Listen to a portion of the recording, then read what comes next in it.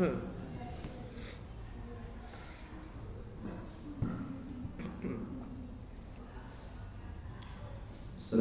warahmatullahi wabarakatuh. Alhamdulillahi rabbil alamin, wassalatu wassalamu ala asyrafil anbiya'i wal mursalin wa ala alihi wa ashabihi wa man tabi'ahum bi ihsanin ila yaumiddin.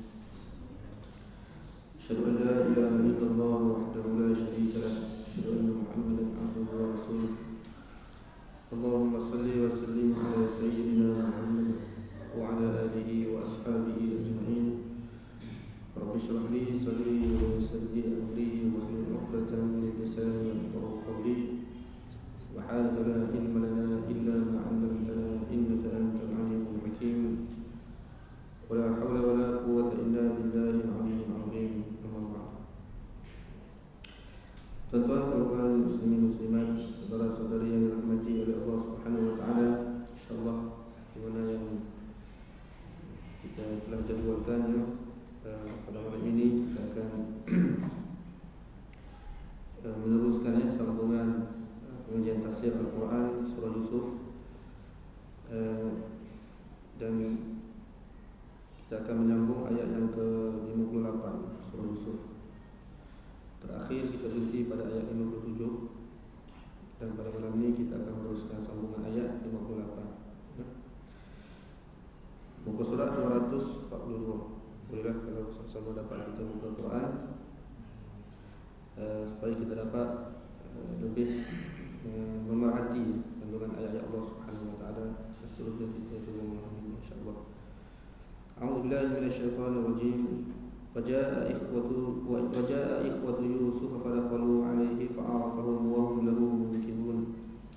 Walamma jahazahum bijahazihim qala a'tuni bi akhin lakum min abikum ala tarawna anni ufil kayla wa ana khairul munzilin fa in lam ta'tuni bihi fala kayla lakum 'indi wa la taqrabun. Qalu sanurawidu anhu abahu wa inna lafa'ilun. Tuan-tuan, dalam kuliah sebelum ini kita telah mengetahui bagaimana Allah Subhanahu wa taala menceritakan Nabi Yusuf alaihissalam telah dipenjarakan sehingga ada yang menyebut 7 tahun, ada yang menyebut 9 tahun ya. Tentu dalam begitu tempoh yang lama lah Nabi Yusuf alaihissalam berada di dalam penjara. Takdir Allah Subhanahu wa taala, bagaimana Allah Subhanahu wa taala ini menzahirkan perancangan yang maha sempurna dan maha hebatnya. Allah Subhanahu wa taala telah menjadikan Nabi Yusuf Raja Mesir, pemerintah Mesir pada ketika itu bermimpi, di mana di dalam mimpinya dia telah melihat 7 ekor lembu betina yang kurus telah memakan 7 ekor lembu betina yang gemuk, dan juga 7 tangkai kandung yang berwarna hijau berada bersama-sama dengan 7 tangkai kandung yang kering, sehingga yang hijau itu menjadi kering. Jadi tuan-tuan, terlebih dahulu mimpi ini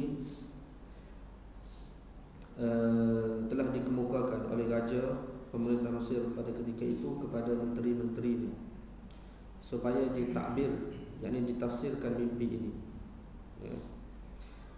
Jadi Allah Subhanahu wa taala beritahu menteri ataupun orang-orang diraja pada ketika itu di istana tidak dapat mentafsirkan mimpi tersebut. Qalu adghathu ahlami wa ma nahnu bita'wilihi ahlami bi'alimin. Ya, mereka kata mimpi ini adalah mimpi karun, adghathu ahlam, suatu mimpi yang karun. Jadi oleh kerana itu mimpi ini tidak boleh ditakwil. Wa ma nahnu bita'wilihi wa ma nahnu bita'wilil ahlam bi'alimin. sesungguhnya kami ini tidak dapat mentakbir atau mentafsirkan mimpi tersebut. Tuan-tuan, pada ketika itu bekas banduan yang telah memasuki penjara bersama dengan Nabi Yusuf AS. Di mana sebelum ini pun kita telah mengetahui dua orang lelaki, dua orang pemuda telah dimasukkan ke dalam penjara, dan akhirnya kedua-dua tadi dilepaskan. Seorang dibunuh, seorang lagi terlepas daripada hukuman bunuh. Jadi tuan-tuan, Nabi Yusuf telah memberitahu kepada banduan yang telah terlepas daripada penjara tadi, supaya memaklumkan kepada raja,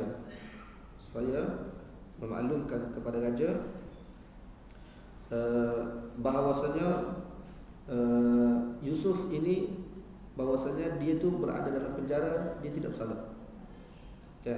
Pesan kepada sahabat yang dimasukkan ke dalam penjara tersebut, jadi kamu keluar sekali lagi, kamu tolong bagi tahu kepada raja bahawa aku ni berada dalam penjara hal keadaan aku tidak bersalah. Tolong bagi tahu saja kepada raja, sebab raja tidak tahu. Sebab yang masukkan dia ke dalam penjara itu orang lain, menteri dia, tapi raja tidak tahu. Takdir Allah Subhanahu wa taala, fa ansahu syaitan dzikra rabbih falabitha fi sijni bid'a sinin. Allah sebut Al-Quran.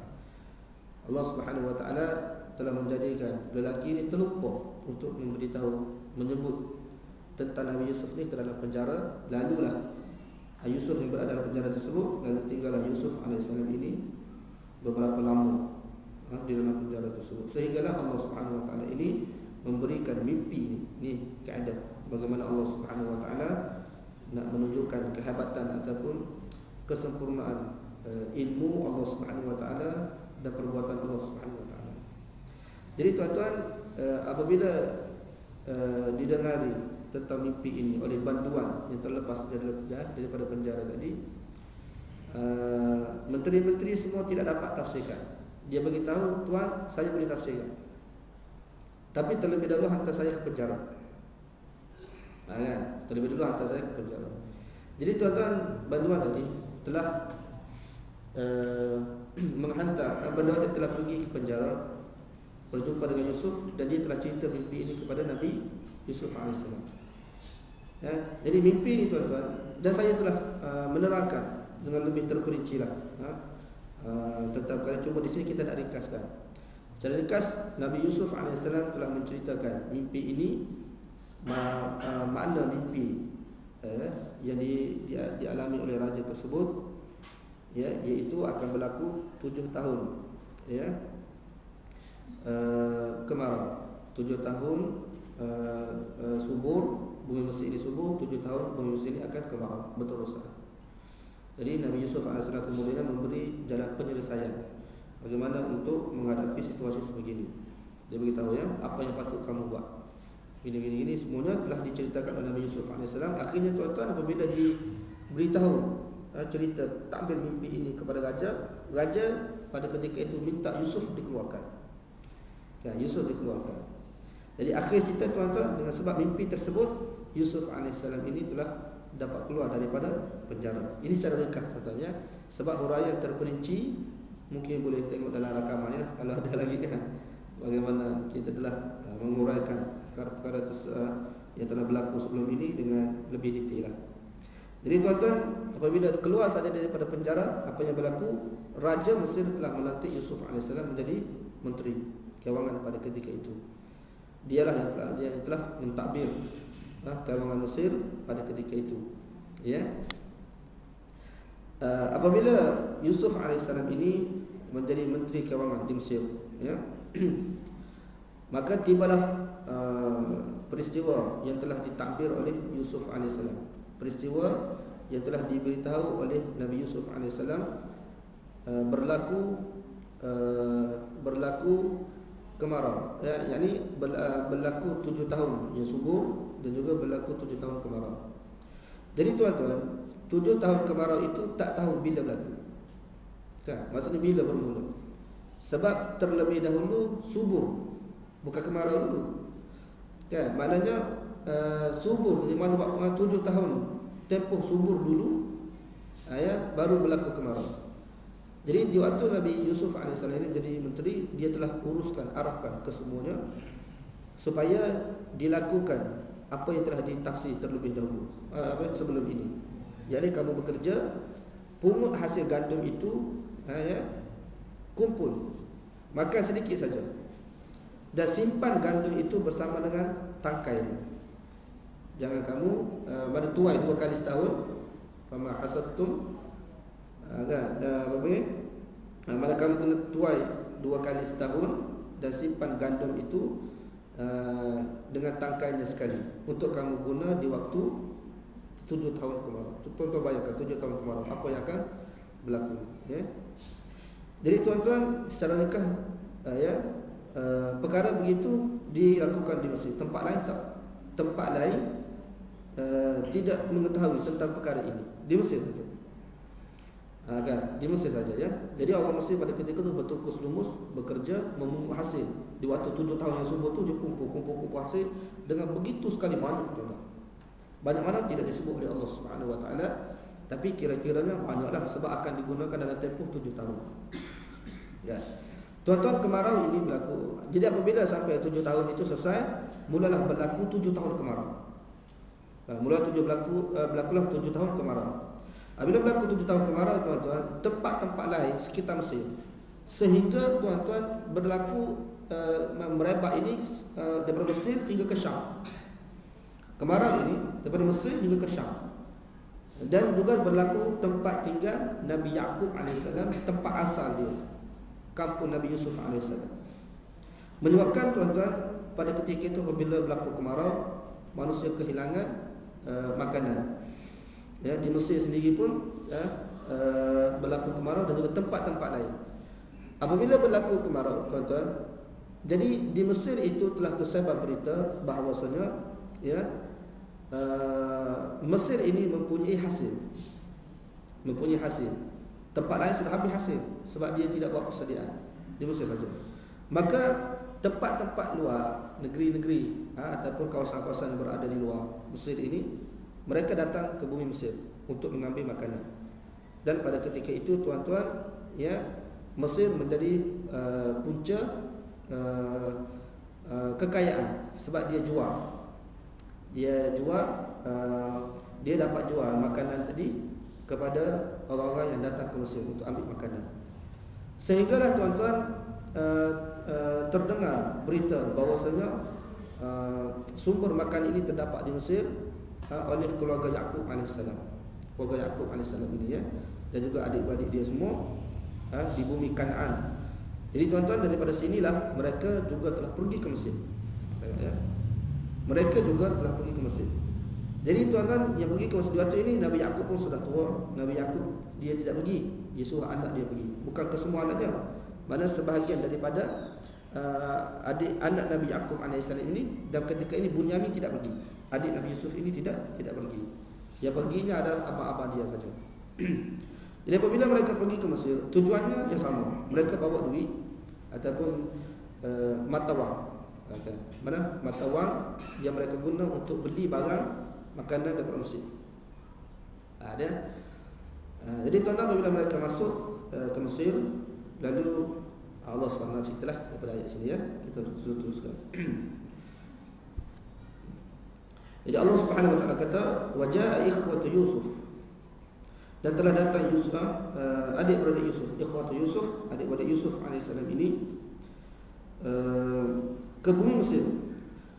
Setelah mana berlaku kepada mereka ini kemarau yang begitu panjang dan kekurangan makanan, dan mereka ini telah mendengar di Mesir itu ada makanan-makanan, mereka telah pergi ke Mesir untuk dapatkan makanan. Mereka langsung tidak tahu tentang Yusuf, tak ingat ke mana Yusuf. Mereka tidak tahu bahawasanya Yusuf pada ketika itu sudah jadi menteri. Tengok, tuan-tuan, kalau kita ingat lagi peristiwa yang saya sudah sebut dulu, bagaimana Allah Subhanahu Wa Taala ini akan kembalikan keluarga Yusuf ini kepada Yusuf AS. Inilah Allah tak cerita satu persatu di dalam Al-Quran Al-Karim. Jadi tuan-tuan, wajaa ikhwatu Yusuf, dan telah datang adik-beradik Yusuf ini ke bumi Mesir. Fadakhalu alaihi, dan dia telah berjumpa. Fadakhalu di sini, dan dia telah masuk ke dalam istana Raja Mesir pada ketika itu sebab nak dapat makanan itu mesti keizinan daripada pemerintah terlebih dahulu. Maka akhirnya tuan-tuan, adik-beradik Yusuf ini telah berjumpa dengan Nabi Yusuf AS. Fadakhalu alaih, maka telah masuklah adik-beradik Yusuf ini untuk berjumpa dengan Yusuf. Dia masuk untuk berjumpa dengan Yusuf. Allah beritahu, fa'arafahum, Yusuf itu kenal mereka. Ya, Yusuf apabila adik-beradik dia masuk jumpa dengan dia, Yusuf kenal. Ya, Yusuf kenal mereka. Wahum lahu munkirun, dan mereka itu tidak langsung mengenali Yusuf AS. Allah beritahu di waktu itu dia tidak kenal langsung tu Yusuf. Kan? Kan? Sebab itulah tuan-tuan, dulu ya saya telah sebut bagaimana mereka ini ketika mana Allah Subhanahu Wa Taala ceritakan adik-beradik Yusuf ini meletakkan Yusuf, waktu tu Nabi Yusuf kecil lagi. Nabi Yusuf ni kecil lagi ke dalam telaga. Ya. Falamma dhahabu bihi wa ajma'u an yaj'aluhu fi ghajratil jubb. Wa awhayna ilaihi latunabbi'annahum bi amrihim hadha wa hum la yash'urun. Ya. Waktu tu Nabi Yusuf masih kecil lagi. Dia berada dalam telaga. Allah wahyukan kepada Yusuf, wahai Yusuf, satu masa nanti kamu akan ceritakan kepada mereka peristiwa ini. Wahum la yashurun, hal kerana mereka itu tidak sedar bahawa kamu tu Yusuf. Tengok ya, kehebatan Allah Subhanahu Wa Taala. Jadi tuan-tuan, di waktu itu Allah Subhanahu Wa Taala beritahu memang mereka tidak kenal, mereka berjumpa dengan Yusuf. Okey, bagaimana Yusuf ini boleh mengenali mereka? Sebab tuan-tuan, biasanya Yusuf ni ketika mana Nabi Yusuf kecil, abang-abang dia sudah dewasa. Abang-abang dia sudah dewasa, ya. Ketika mana Nabi Yusuf ni besar tuan-tuan, besar, mana abang-abang dia dah agak tua lah. Dah agak tua berumur. Tuan-tuan, daripada dewasa, kita kata umur mungkin 20 tahun. 20 tahun kita kata umur 28 tahun lah, 25 tahun atau 30 lebih kurang begitu tuan. Kan? 10 tahun ke atas dia biasanya tuan-tuan, 10 tahun ke 20 tahun ke atas dia tidak banyak berubah. Yang berubah ni tuan daripada kecil. Kan? Kata-kata daripada kecil ni apabila dia besar dia akan berubah terus tuan-tuan. Tapi apabila kita sudah besar nak ketua dia tak banyak berubah. Sebab tu Yusuf boleh kenal walaupun dia sudah besar tuan-tuan, dia tengok adik-beradik dia ni dia masih macam ini adalah kira-kiranya tak jauh muka dia. Tetapi tuan-tuan, adik-beradik Yusuf tidak mengenal Yusuf sebab masa dia buang Yusuf tuan-tuan, Yusuf masih kecil lagi. Kan? Yusuf masih kecil lagi. Ketika ni Yusuf sudah besar. Besar ni kira-kira tak cam langsung lah macam kita jumpa kawan-kawan kita lah tuan-tuan. Kawan-kawan kita dulu waktu sekolah-sekolah rendah. Kecuali kita perhati baik-baik baru kita cam. Kalau tidak cam lah. Dah besar dah baru jumpa balik. Rupanya adik-beradik, rupanya kawan-kawan tu kita katakan. Gitu ya. Itu pendapat pertama. Yang kedua tuan-tuan, pendapat yang sahih. Bagaimana Yusuf ini boleh mengenali mereka ini tuan-tuan? Sebelum Yusuf AS ini memberikan hasil bumi Mesir, gandum kepada mereka ini, seperti biasa tuan-tuan, dia akan interview terlebih dahulu. Maknanya berlaku perbualan antara Yusuf dan juga antara adik-beradik dia. Mana Yusuf tanya, kan? Yusuf tanya terlebih dahulu. Perbualan di antara macam kita lah, kita nak bagi zakat atau nak bagi apa kepada rakyat ni, bukan semua kita bagi begitu tuan-tuan. Macam beri kan. Nak bagi beri itu, adakah orang semua dapat beri? Tak. Dia terlebih orang tapis terlebih dahulu. Kan? Yang betul-betul layak baru dapat. Kan? Cuma masalahnya tuan-tuan sekarang ni beri ni yang layak tu tak dapat, yang tidak layak tu dapat. Kan? Itu yang berlaku sekarang. Maknanya berlaku interview, muhawarah perbualan, menyebabkan Nabi Yusuf ditanya, kamu daripada mana? Kan? Berapa orang adik-beradik, apa nama ni apa semua kan. Jadi tuan-tuan, ulama tafsir dia cuba takdirkan perbualan dalam kitab tafsir dia sebut. Bagaimana boleh berlaku, apakah perbualan yang agak-agaknya berlaku antara Yusuf dan juga adik-beradik dia. Allah Ta'ala tidak sebut. Cuma mereka cuba mentakdirkan. Ini dalam kaedah tafsir dibenarkan untuk buat begitu. Jadi tuan-tuan, sebab oleh kerana manusia ya memohon tentang makanan di Mesir itu terlalu ramai, maka sudah tentu tuan-tuan dia akan interview terlebih dahulu nak memberikan siapa sebenarnya yang layak. Kan, yang layak, yang lebih aula untuk diberikan. Jadi tuan-tuan, ketika itu ya adik-beradik Yusuf untuk dia jadikan dia ini layak, tuan-tuan, bukan diberikan secara cuma untuk dibeli. Mereka bawa mata wang mereka, kan, mata wang mereka untuk beli makanan di Mesir. Kan, cuma di Mesir pun terhad, bukan boleh bagi semua tuan-tuan. Kira-kiranya Mesir dapat mata wang, Mesir boleh jual makanan. Di waktu orang tidak ada makanan tu, dia dapat jual makanan. Jadi tuan-tuan, ketika itu adik-beradik Nabi Yaqub ini untuk dibenarkan mereka ini dia diberikan makanan, mereka menceritakan bahawasanya ayah kami ni seorang nabi. Dia kata ayah kami ni seorang nabi, dia namanya Yaqub. Kami ni ada 12 orang adik-beradik.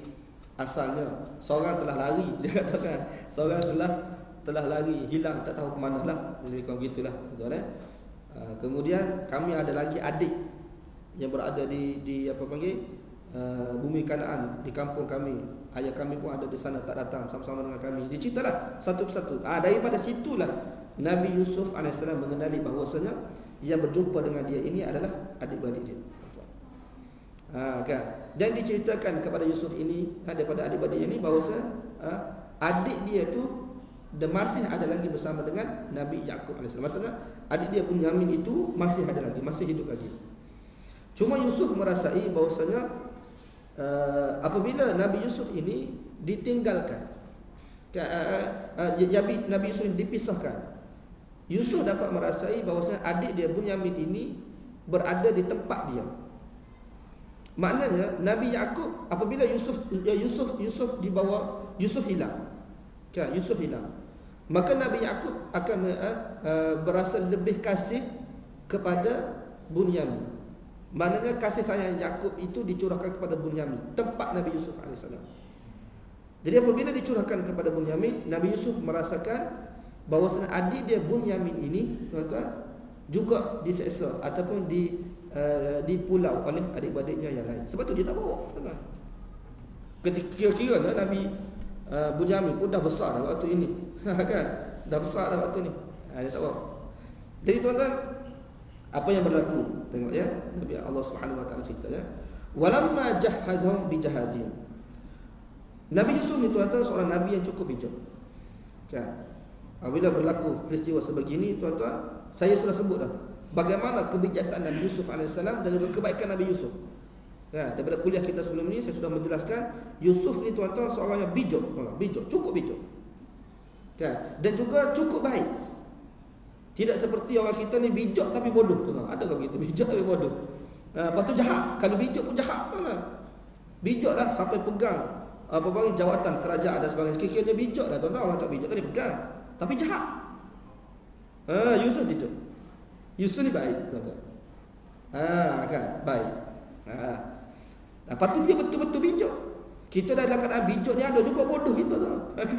Sebab tu kita dengar, macam mana ni menteri boleh cakap sebegini, kata orang. Kan? Ya, orang yang tidak menteri pun tak cakap gini. Ada lah kenyataan-kenyataan bodoh kita kata. Kan? Macam mana saya pun tak nak fikir, tuan. Tak fikir kita. Orang macam ni boleh jadi menteri. Kan, contoh kan. Kira-kiranya, yalah belajar sampai PhD, sampai master ke apa semua. Pandai lah. Tak patut orang cerdik pandai tu cakap begitu. Akhir-akhirnya Allah SWT nak menghinakan itu, Allah Ta'ala zahirkan kebodohan manusia. Apabila terlalu ikut hawa nafsu. Jadi tuan-tuan, tengok Nabi Yusuf ni dia buat baik. Walaupun dia sudah tahu tu, dia sudah kenal. Kalau kita lah tuan-tuan, di tempat Yusuf, apa berlaku? Apa berlaku tuan? Kalau kita di tempat Yusuf, sudah tentu apabila kita kenal ni adik-beradik kita ni, abang-abang kita dulu buat jahat kepada kita, kan? Kita tangkap dia lah. Waktu tu kita jadi menteri ni tuan. Yusuf ni jadi menteri ni, bukan orang biasa, orang hebat dalam kerajaan. Tapi Allah Subhanahu Wa Taala cerita Ya, falamma jahazahum bijahazihim, apabila Yusuf alaihissalam ini ya menyediakan, yakni memuliakan. Jahazahum ni maknanya melayani adik-beradik sebagai tetamu dalam keadaan yang cukup mulia. Mana dia sediakan, dalam tafsir disebut dia sediakan makanan, dia sediakan minuman, kan, sebelum memberikan kepada orang lain ni. Mana dia buat ni tuan-tuan macam orang yang mulia lah, adik-beradik dia. Tidak ada perasaan dendam pun. Dan sebelum ni pun tuan-tuan, saya sudah cerita bagaimana Yusuf ni terlalu baik. Ya. Banduan tuan-tuan yang Yusuf telah bantu banduan untuk takbir mimpi dia. Ya, terlepas dah. Sekian lama dah Yusuf tuan-tuan dalam penjara. Dia tak bagi tahu kepada raja. Tiba-tiba datang minta tafsir mimpi kepada Nabi Yusuf. Nabi Yusuf bagi mimpi. Kalau kita orang tak mahu, kan, bagaimana kuliah yang lalu saya sudah sebut. Kan, betapa baiknya Yusuf ni tuan-tuan. Kan, orang buat jahat kepada dia pun dia buat baik lagi kepada orang. Itu sifat sebenar Muslim ni tuan-tuan, gitu. Kalau kita boleh buat begitu tuan-tuan, kalau kita boleh buat begitu, kita betul-betul Muslim. Kan? Sebab orang Islam ni tuan-tuan, dia wa idza khatabahumul jahiluna qalu salama. Dia kata begitu. Bila orang-orang jahil ni berkata buruk kepada mereka, mereka akan balas dengan ucapan-ucapan yang baik. Itu sifat Nabi tu. Kalau kita boleh buat begitu, tu sifat Nabi-Nabi Allah Subhanahu Wa Taala. Tapi manusia tidak. Manusia ni tuan-tuan, kebanyakan apabila kita buat baik kepada dia, dia tindas kita.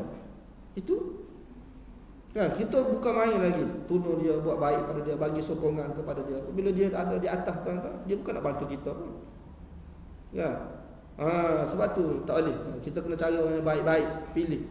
Jadi pemerintah kita, supaya apabila kita pilih mereka akan orang baik tuan-tuan, dia akan buat baik.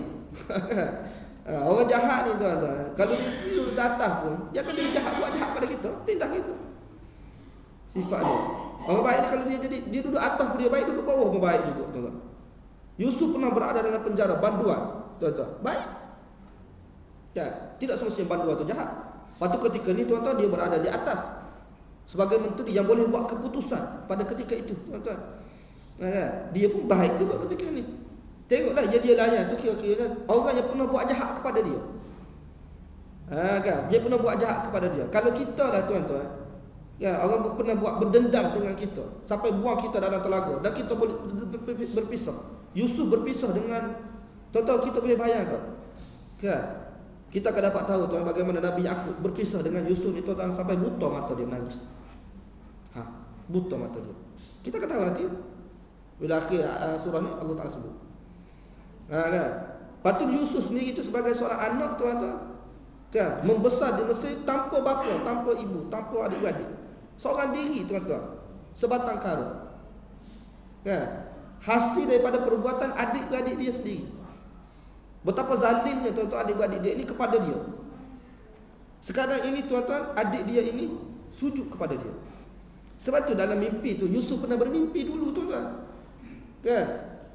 Ra'aitu ahada asyara kawkaban, ra'aitu ahada asyara kawkaban wasyamsa wal qamara ra'aituhum li sajidin. Dia kata begitu. Aku lihat 11 bintang sujud kepada aku. Waktu tu dia kecil lagi tuan-tuan. Waktu tu dia kecil lagi. Kan? Tapi ketika ini dia tidak sujud lagi tuan-tuan. Kan? Akan datang Allah SWT sebut dengan jelas. Kan?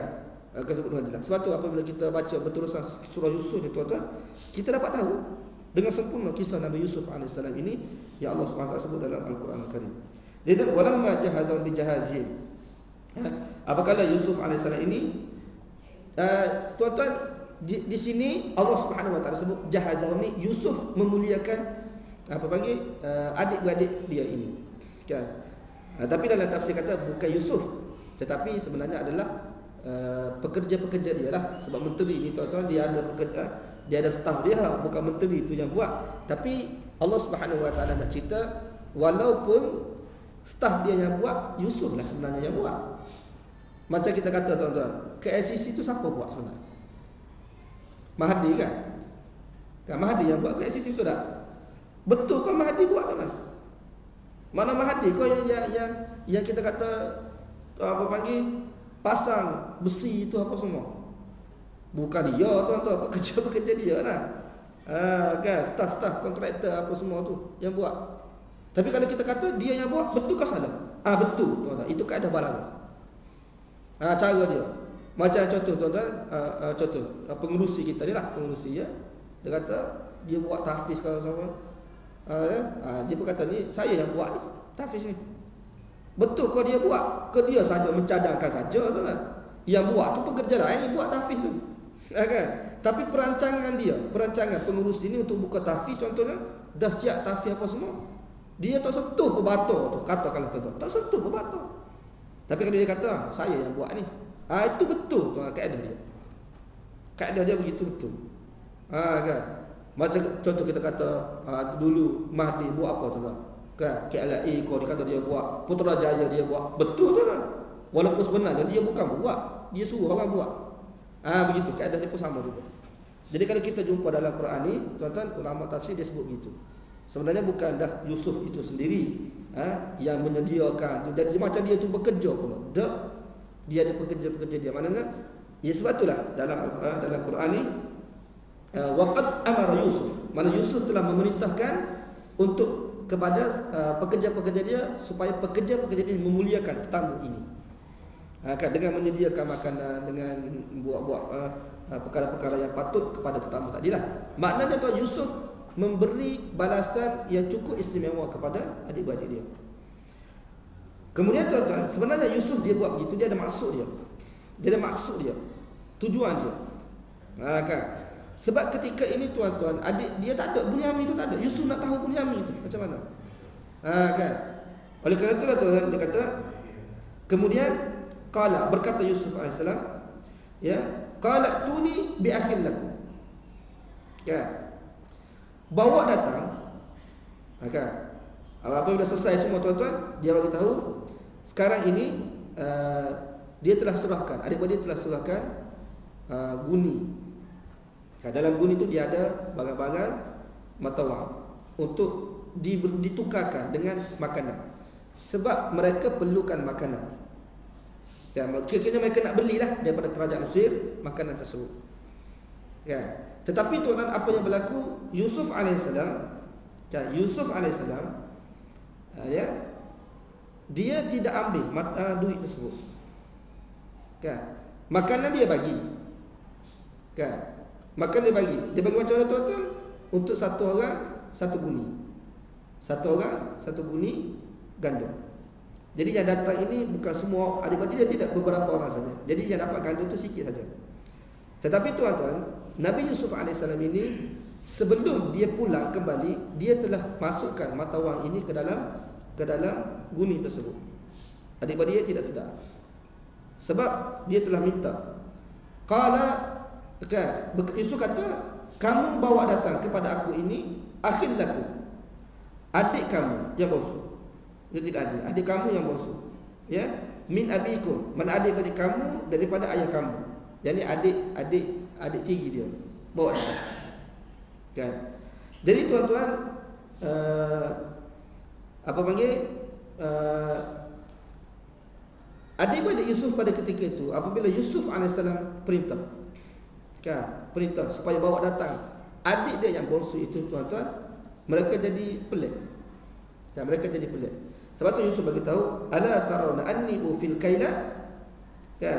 Apakah kamu ini tidak lihat bahawasanya aku ini menyempurnakan sukatan? Mana aku memberikan kepada kamu ini pemberian yang sempurna daripada gandum ini. Wa ana khairul munzilin, dan aku ini melayani kamu dengan sebaik-baiknya. Sebab tu dia buat baik kan? Dia bagi sempurna gandum tadi kepada adik-adik Yusuf, dan juga dia telah melayani adik-adik Yusuf ini dengan adik-adik dia lah, adik-adik dengan baik tuan-tuan. Tujuannya supaya adik-adik ini boleh datang balik ke Mesir.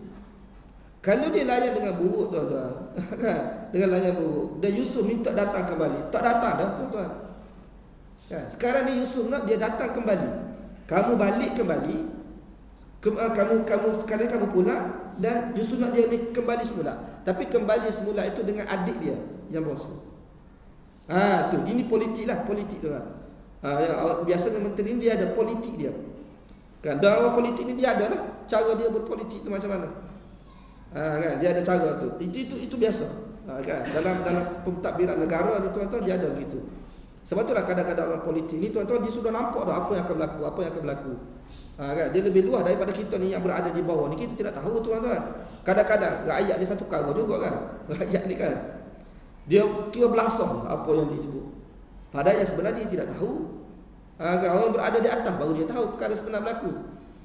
Kira-kiranya begitulah keadaan yang berlaku dalam dunia ni lah. Jadi tuan-tuan, Yusuf ni dia telah nampak kan. Kalau kenapa dia buat begitu tuan? Kalau dia memberikan, dia ambil duit tuan-tuan, duit kan tadi, dan dia berikan gandum, makanan tadi, makanan mungkin habis. Apabila makanan habis, duit tak ada, dia mungkin tak boleh datang ke sini, tak boleh datang kembali sebab tak ada duit kan, tak ada mata wang. Jadi dia bagi makanan kan, dia bagi makanan, kemudian dia masukkan, dia bagi, maknanya dia bagi percuma lah tuan-tuan. Kan? Dia bagi percuma. Gandum dia bagi, duit dia tak ambil. Secara nikah, gandum dia bagi tuan, duit dia tak ambil. Jadi tuan-tuan, tengok. Kalau daripada kisah Nabi Yusuf, perkara ni kita tahu tuan akan datangnya Allah Subhanahu Wa Taala cerita ya dalam ayat ini. Cuma saya sebut awal-awal.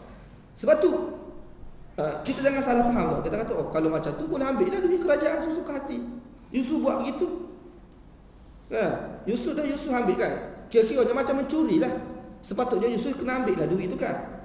Ini nampak macam tidak amanah. Kita sebab tu apabila kita tak belajar tafsir, kita akan mengarut di situ. Kan? Bila kita baca kisah Yusuf, tengok Yusuf pun buat begitu. Yusuf pun dia bagi makanan, duit tu dia tidak ambil. Kan? Bukti duit dia tak ambil tu Allah sebut dalam Quran sendiri. Mana duit tu dia tidak ambil, mata wang tu dia tidak ambil, tapi barang tu dia bagi. Jadi macam mana boleh berlaku? Ini kita kena tahu. Belajar Quran ni dengan cara yang betul lah tuan-tuan ya. Yusuf ni tuan-tuan, orang yang amanah. Dia buat begitu tuan-tuan dengan tujuan yang baik. Satu. Yang kedua, kita kena ingat, dia ni tuan-tuan menteri. Betul tak? Menteri. Apabila menteri tuan-tuan, dia ada gaji dia lah. Adalah gaji dia tu. Mana ada orang jadi menteri tuan-tuan tangan kosong gitu, tak ada. Kan? Kalau free tuan-tuan, semua orang letak jabatan. Kerana gaji lah nak jadi menteri semua ni. Gaji pula gaji tu gaji allowance pula banyak ni tuan-tuan. Allowance ni kira yang basic lah. Ni tak kira yang bawah meja lagi tu kan. Yang bawah meja ni belakang kira. Kan? Kira-kira yang basic tu banyak dah tuan. Kan kira-kiranya 50,000 jugalah mungkin lah. Kan? Capur yang bawah meja ni 100,000. Gitulah. Jadi tu kan dia ada gaji dia. Gaji dia tuan. Daripada gaji dia lah ni, dia bayar semula. Mana dia beli daripada gaji dia ni tuan-tuan, ke apa panggil, bagi semula duit kerajaan ini. Mana dia beli dengan gaji dia gandum tu, kemudian dia bagi kepada adik-beradik dia. Itu yang dilakukan oleh Nabi Yusuf AS. Bukan dia bagi tuan-tuan, duit dia tidak ambil. Kan? Bukan, maknanya boleh ambil. Kalau kita tak faham di situ tuan, kita akan berhujah. Maknanya apabila kita ada jawatan ni, kita boleh ambil sesuka hati daripada perbendaharaan negara tu. Kan? Ambil sesuka hati lah. Bukan begitu. Dia bayar balik. Ya. Kepada kerajaan. Mana dia ambil duit dia lah. Jadi tuan-tuan, anda tahu tak, ni apakah kamu tidak tengok? Sekarang ini aku memberikan dengan sempurna kepada kamu. Jadi aku tidak tahan rezeki, aku bagi kepada kamu. Kalau kamu datang ni, mana kamu akan dapat lagi. Itu maksud dia. Dan aku layan kamu dengan baik, supaya dia boleh bawa. Ini berita gembira. Yang dia sebut ni tuan-tuan adalah berita gembira, supaya adik-beradik Yaqub ni boleh datang kembali. Nabi Yusuf nak dia datang kembali. Kan? Apabila dia sudah sedar tuan-tuan, tengok Allah, bagaimana Allah Subhanahu Wa Taala mengembalikan adik-beradik dia ya. Yusuf tak perlu cari tuan-tuan. Yusuf tak perlu cari. Kan? Yusuf hanya duduk di Mesir, dia datang ke Mesir. Dan mereka akhirnya menetap di Mesir. Daripada sinilah tuan-tuan membiak generasi Bani Israel ini. Bermula daripada zaman Nabi Yusuf AS. Kan dulu saya pernah cerita tuan-tuan, Yahudi dia pernah tanya kepada Nabi SAW. Dia kata, kami berasal daripada Syam, bagaimana boleh kami berada di Mesir? Dia tanya. Allah SWT cerita tentang kisah Nabi Yusuf AS. Jadi tuan-tuan, ini berita gembira. Kemudian Yusuf AS telah memberitahu juga ancaman. Ini ancaman. Dia kata fa illam ta'tuni bihi. Sekiranya tengok, jelas di sini tuan-tuan Yusuf buat begitu sebab dia nak Bunyamin itu datang kepada dia. Dah lama sangat tak jumpa dengan Bunyamin, tuan-tuan. Kan tak tahu apa yang berlaku kepada adik-adik, kepada adik dia. Kan. Jadi tuan-tuan, fa illam ta'tuni bihi, Nabi Yusuf bagi ancaman, sekiranya kamu ni kan, sekiranya kamu tidak datang kepada aku ini bersama dengan Bunyamin, sekiranya kamu ini tidak datang kepada aku bersama dengan Bunyamin, fala kaila lakum, tidak ada lagi sukatan gandum untuk kamu. Mana tidak ada lagi, sebab kamu ni berada dalam kemarau 7 tahun. Makanya yang kamu dapat ini bukan untuk 7 tahun, tidak, untuk beberapa ketika. Makanya kamu akan habis. Kamu sudah tentu akan datang kembali kepada aku juga. Pada kamu, kalau aku tidak perintah pada kamu pun, kamu akan datang juga kepada aku untuk dapatkan makanan. Tapi bila kamu datang kali yang kedua, kan, dan kamu tidak bawa Bunyamin, tidak ada lagi gandum untuk kamu. Kan Yusuf AS. Dia berkuasa pada ketika itu. Kuasa ni untuk memberikan, mengeluarkan gandum itu dia. Yusuf AS Allah berikan kepada dia. Fala kaila lakum indi, tidak ada lagi gandum untuk kamu ini daripada aku. Wala taqrabun, dan jangan lagi kamu datang kepada aku. Wala taqrabun, jangan lagi kamu dekat kepada aku. Tak payah datang. Kan, tak payah datang. Ini ancaman. Ini ancaman yang diberikan. Tuan-tuan, ulama sudah tafsir, ulama tafsir sudah sebut, bukan ayat dalam ayat ini. Dalam ayat-ayat lain, tuan-tuan, kalau kita perhatikan ya, lafaz-lafaz Allah, ayat-ayat Allah Subhanahu wa taala, kita mendapati tuan-tuan, Allah Subhanahu wa taala ini keadaan dia memberikan berita gembira, dan ini cara tarbiyah. Tuan-tuan, beri berita gembira, ancaman, dua perkara. Dan Nabi Allah Subhanahu wa taala menjadikan Nabi SAW ini begitu, tuan-tuan. Wa ma arsalnaka illa mubasysyiran wa nadhira, kata Allah. Kami tidak utuskan kamu wahai Muhammad melainkan untuk memberi berita gembira. Ini kaedah, sebab dia ni Nabi Allah Subhanahu wa taala. Apabila Nabi Allah Subhanahu wa taala, dia guna kaedah Nabi, kan, yakni memberi berita gembira dan juga memberi ancaman. Ini perlu, tuan-tuan. Dan kita kena buat begini. Kan? Dalam mana-mana pun, tuan-tuan, dia kena ada begini. Kan? Berita gembira dan ancaman. Sebab itu, tuan-tuan, contoh, kenapa Allah Subhanahu wa taala sebut penting berita gembira dan ancaman ini? Kalau berita gembira saja, tuan-tuan, berita gembira saja. Kita ambil satu contoh.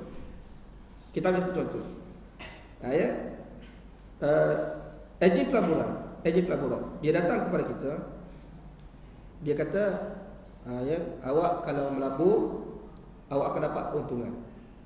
Dan dia bagi tahu keuntungan, katakanlah keuntungan yang cukup besar, ya, 10,000 ke setahun, ya, 20,000 ke, mana 50% daripada modal. Ikutlah macam-macam kan pelaburan yang kita kata. Itu berita gembira. Berita gembira daripada ejen pelaburan. Tuan-tuan, kan, kadang-kadang manusia dia kata saya tak mahu. Kan? Dia kata saya tidak mahu pun. Maksudnya, tuan-tuan, apabila ditawarkan berita gembira sebegitu, kadang-kadang manusia dia tak mahu pun berita gembira. Mana dia tak mahu menerima. Kan? Walaupun keuntungan yang besar, saya tak mahu. Dia kata, kalau tak mahu tak ada masalah. Kalau pelaburan tak ada masalah. Tuan-tuan, agama Islam bukan begitu.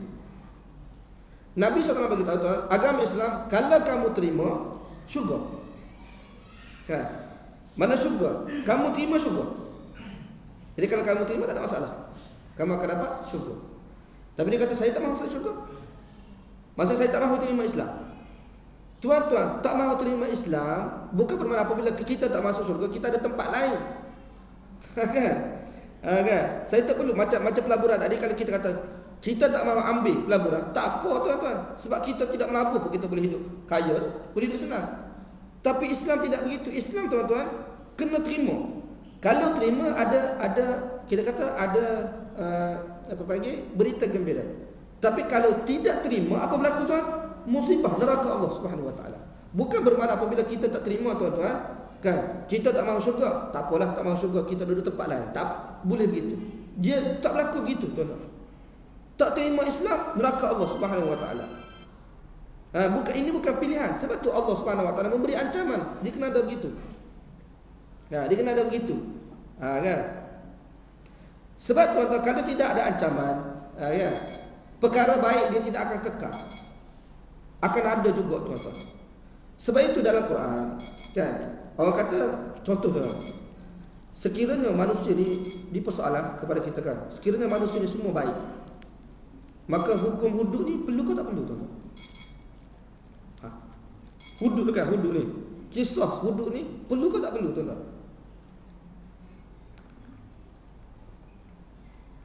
Jawapannya perlu. Kan? Perlu ada. Bukan bermakna tu apabila dah baik ni, hukum hudud perlu dihapuskan. Dah. Sebab itu zakat tak boleh hapuskan tuan-tuan. Walaupun orang semua dah kaya, kena keluar zakat juga. Kita kata seluruh rakyat Malaysia ni kaya semua tuan-tuan. Zakat kena keluar. Kerajaan kena pungut zakat tuan-tuan. Kan? Kalau cukai kena hapuskan.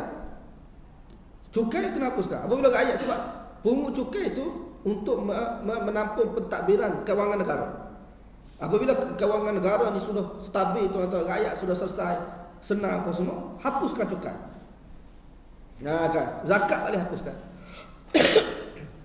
Begitu juga tuan-tuan, kalau kita katakan semua sekolah ni, kita kata pelajar-pelajar sekolah baik semua.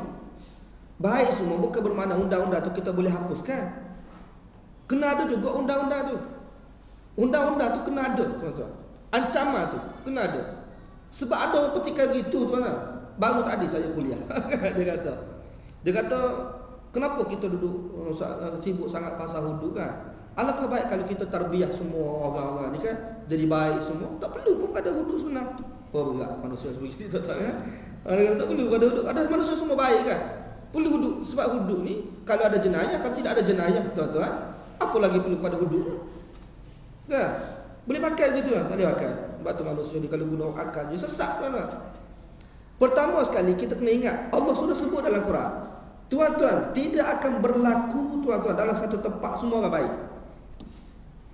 Allah sebut dalam Quran, walau syi'na lahadainahum ajma'in. Allah sebut, kalau kami kehendaki, kami boleh bagi petunjuk semua manusia. Dalam Quran tuan-tuan, kalau Allah sebut kaedah dia, kalau kita jumpa Quran, sekiranya kami kehendaki, apa maknanya? Allah Ta'ala tidak kehendaki.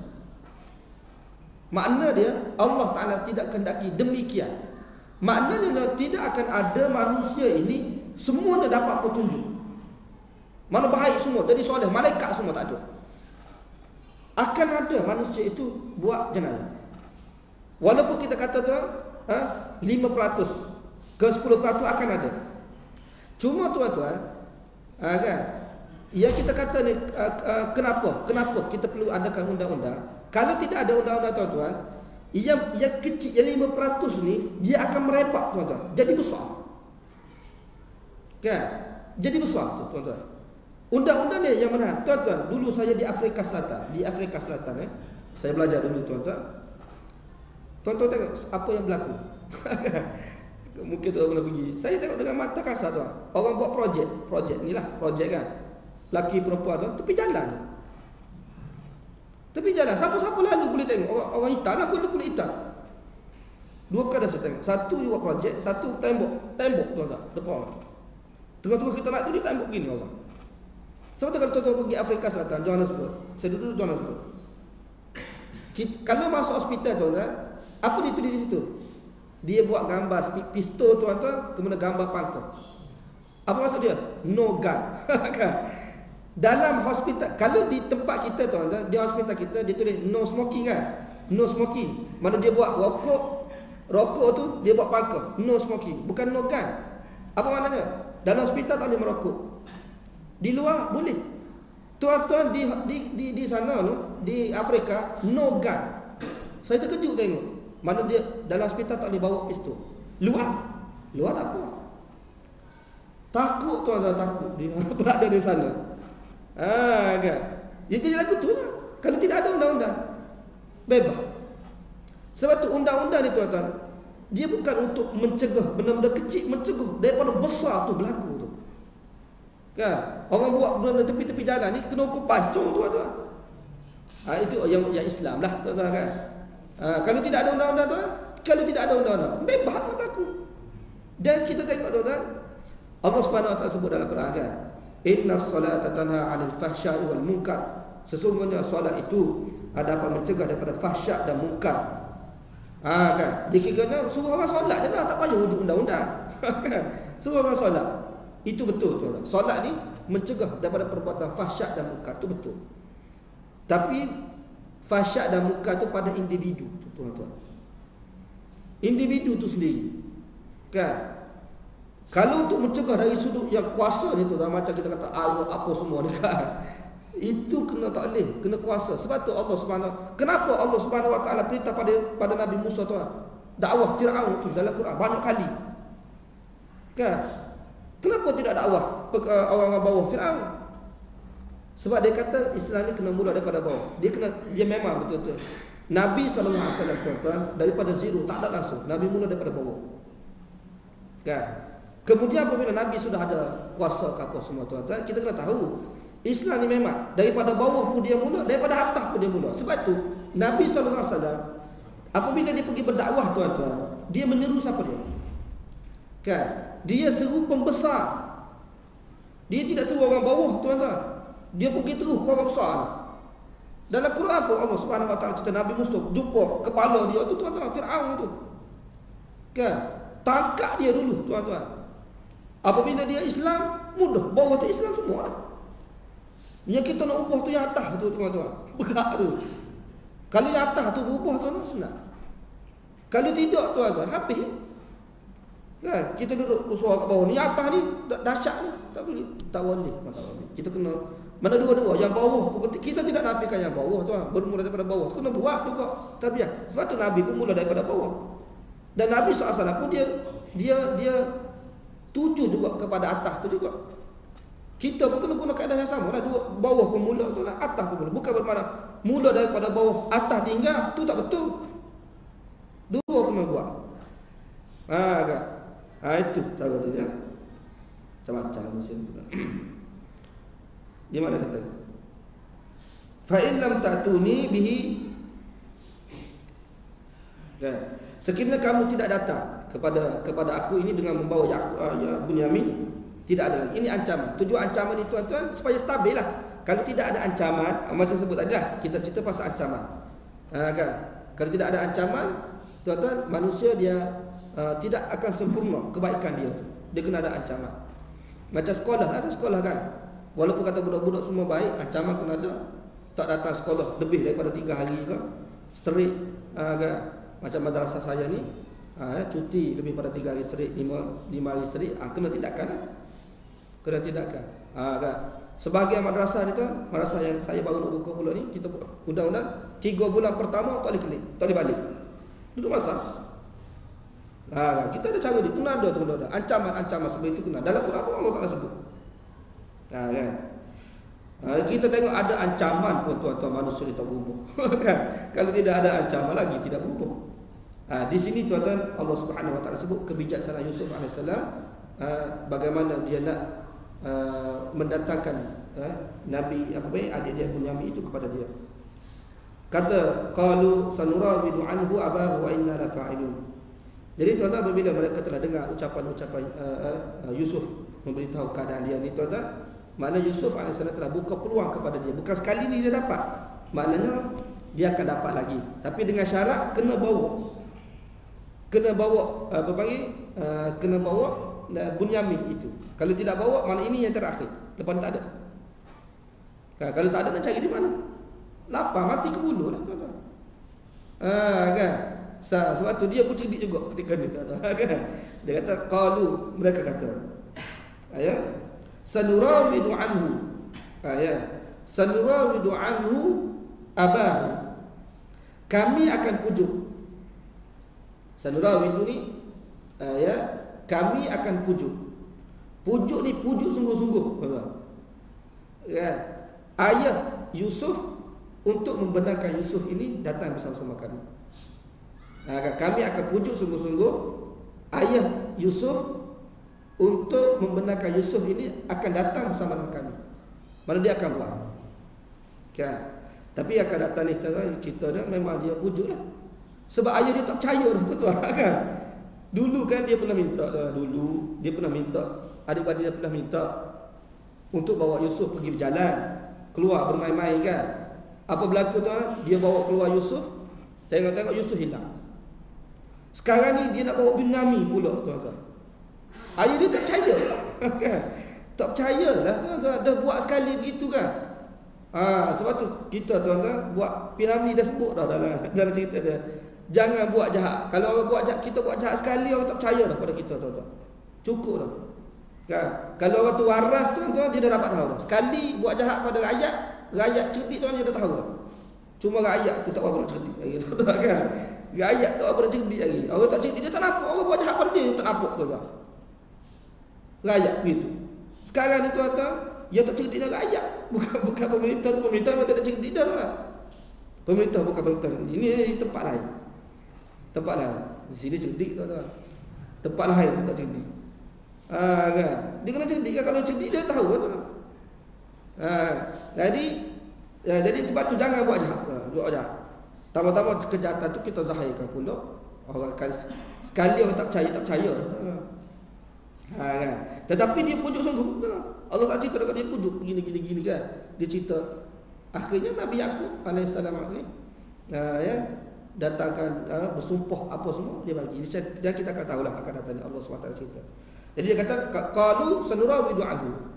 Kan? Mereka kata kami akan pujuk ayah kami, ayahnya yakni ayah Yusuf itu untuk membenarkan Yusuf. Wa inna la fa'ilun, dan kami berjanji. Lafaz tu lam taukid. Yakni kami betul-betul akan buat begitu. Kami benar-benar akan buat demikian. Kan? Kami benar-benar akan buat demikian. Itu sungguh-sungguh untuk mendatangkan keyakinan kepada Yusuf alaihissalam. Memang ini adalah satu kebesaran Allah Subhanahu wa taala tuan-tuan. Bagaimana Allah Subhanahu wa taala ini nak menzahirkan kepada kita ni tuan-tuan. Sebenarnya banyaklah saya secara tidak langsung saya sudah sebut pengajaran daripada kisah Yusuf alaihissalam. Cuma tuan-tuan kita ulang sekali lagi kan, orang yang baik ni tuan-tuan dia akan dapat kebaikan, itu saja. Kan? Orang yang baik ni kalau terlampau baik sangat tuan-tuan, dia akan dapat kebaikan. Walaupun orang buat jahat kepada dia, Allah akan bagi keistimewaan. Macam Nabi SAW tuan-tuan, macam Nabi ni orang yang baik, hati baik. Kan? Walaupun musyrikin tuan-tuan, kan? Betul-betul menentang Nabi SAW di Mekah. Tapi tuan-tuan akhirnya tengok apa yang berlaku. Nabi SAW jadi pemerintah. Akhirnya sekalinya kan meluas pemerintahan Islam tu sampai dapat mengalahkan Mekah pula tuan-tuan. Kan? Jadi tugas kita sebenarnya buat baik je. Tapi kalau kita buat jahat tuan-tuan, kita akan tumbang. Kan? Walaupun pada permulaannya kita sudah hebat. Macam Fir'aun tuan-tuan. Macam Fir'aun. Ya. Bila dia buat jahat akhirnya tumbang, semua tumbang. Sebab tu Nabi SAW, saya sebut sebelum tuan-tuan, Nabi SAW dia suka baca surah Yusuf di Mekah. Kan? Yusuf ni Makkiyah, surah yang diturunkan di Mekah tuan-tuan. Dekat dengan hijrah. Nabi SAW baca tuan, sebab Nabi ni terlalu sedih. Jadi Allah SWT berikan kepada Nabi SAW ini kisah Nabi Yusuf. Kira-kira Nabi SAW faham tak mana apa yang berlaku kepada Yusuf akan berlaku kepada dia begitu. Dan isyarat awal, kamu tengok sendiri Yusuf bagaimana dia dibuang oleh adik-adik dia. Akhirnya dia diberi keistimewaan. Kan? Jadi menteri tuan-tuan. Nabi SAW dibuang oleh penduduk Mekah. Kan? Kita tak sejarah kan sirah. Tapi apabila sampai di Madinah, dia angkat jadi pemerintah tuan-tuan. Habis apa? Kan? Apabila dah jadi pemerintah ni tuan-tuan, selesai. Kan? Kuasa ada, boleh buat apa saja. Akhirnya Mekah tu ditawar kembali oleh Islam. Sebab itulah pendakwah tu dia kena faham kisah Yusuf ini. Bukan saja pendakwah, kita semua lah tuan, kita semua kena faham kisah Nabi Yusuf AS ini. Dan kita ambil iktibar lah. Jadi rasanya tuan-tuan kita berita ayat 61 lah. Ayat 61. Ini kira-kira episod yang keempat adalah Nabi Yusuf AS ini dah keluar daripada penjara dan dia pun sudah menjadi menteri kewangan ketika ini. Dan Allah Subhanahu Wa Taala cerita apa yang berlaku setelah mana dia keluar daripada penjara. Begini pula lah. Yakni dalam peristiwa nak bawa kembali keluarga dia ini. Dan kita akan dapat tahulah nanti kisah akan datang ini. Allah Subhanahu Wa Taala cerita bagaimana dia berjumpa semula dengan Nabi Yaqub AS, dengan adik dia Bunyamin, dan dia pun telah peluk Bunyamin, tuan-tuan, lama tak berjumpa, kan. Begitulah kita akan dapat tahu nanti insya-Allah. Jadi rasanya sekali ini saja insya-Allah, tuan-tuan. Kalau ada soalan kita buka soalan.